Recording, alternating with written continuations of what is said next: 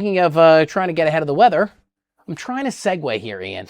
Ian Oliver joins us from Fox Weather, who is going to break down for us a potential winter storm. You know, I like to talk about mild weather, but I know that a lot of times, at least this winter, we haven't seen it, so we get excited when we get over 40 here in the Northeast. Yep. But now we have a potential for another, let's call it a system, shall we, this weekend? I think that's most certainly fair to say. I feel like I'm here to be the bad guy, to be honest, Uh-oh. because this signal showed up in the forecast models yesterday afternoon. We're like, oh, brother, especially Yeah. after what you were describing. January was brutal, early part of this month. Then we got technically yesterday morning, it was 1.1 inch of snow at Central Park. It felt generous, but it was just enough to cover up all the gross snow, the Right. glaciers around the Looked a little city. nicer. Yeah, now we're talking about something that could be more significant. It's Sunday, the second half of the day, Sunday night, the very early part of Monday. To be fair, this just showed up in the forecast models yesterday, and now we're seeing more consistency today in something that could look like a nor'easter. I mean, Phil the groundhog told us we had more winter coming. He Then wasn't we got the lying. milder.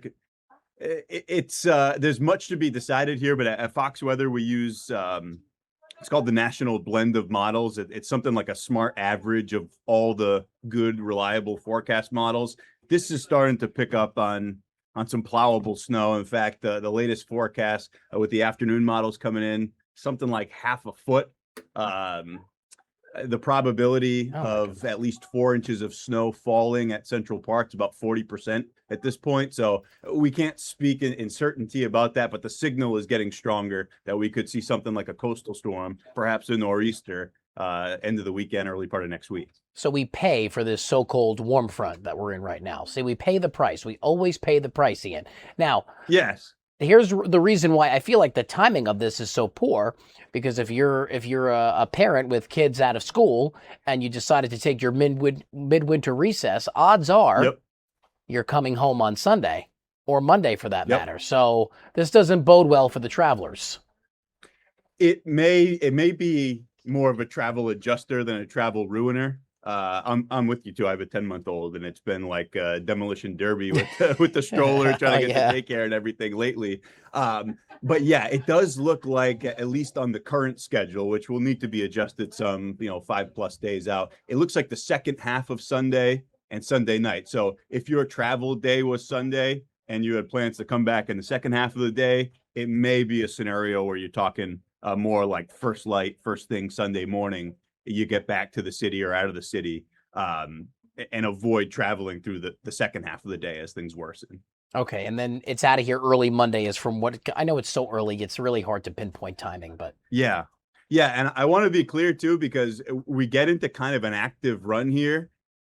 By the end of the week, we got a little something that comes through. You mentioned the warm front that passed on through. There is a storm the second half of Friday. So we're closing out the work week. We're moving into the very early part of the weekend, more like Friday evening, Friday night.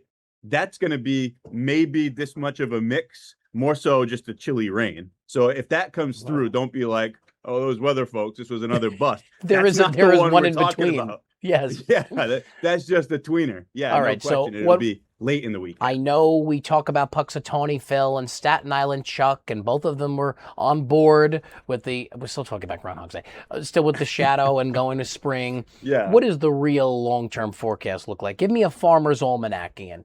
So finally, we're starting to transition out of the La Nina, which warm and dry in the southeast. Florida, almost the whole state's in a drought now. We know that that's a forcing toward exactly what we've seen, which has been cooler and active conditions. We're starting to slide out of that. I don't see anything in the extended forecast that shows us like what we went through in January. The overall outlook, 8 to 14 days from the Climate Prediction Center, actually is a signal toward above average temperatures. But when you look at those forecasts, that's like a top down look at the whole period. It doesn't mean we don't get an intrusion of cold air and a storm to go along with it. Like we're talking about that possibility for the end of the weekend. So beyond that, the 1 month and the 3 month, there isn't really a strong signal toward above or below average temperature or precip, which just average would be just fine. I mean, we spent this whole Yeah. winter so far below average. That was why it was so I know. brutal. So even just a return to something closer to normal would be okay to take us into the spring. Yeah, that would be ideal. Ian Oliver, thank you so much. Tell us where we could see you, Ian, by the way. Fox weather now, 3 to 6 p.m. Eastern time. We've been talking about the winter that wasn't over on the West Coast. Their huge snow deficit, 5 to 8 A feet snow of snow in the deficit? Sierra Nevada. Yes. They can come and you've take seen any- ours. We have plenty to give. For real. Colorado, Utah, up into Wyoming, Montana, all of these places are in big snow deficits, but they're putting a big dent in it over in the Sierra Nevada, 5 to 8 feet of snow this week. So we've got Robert Ray, one of our correspondents out there. His live shot's been crazy. So that's what we're tracking right now. And then we'll be talking East Coast through the rest of this week. So listen, you know where to live if you love snow and if you don't love snow, right? This year, at least. Time to It's relocate. upside down. Yes, depending on where you are.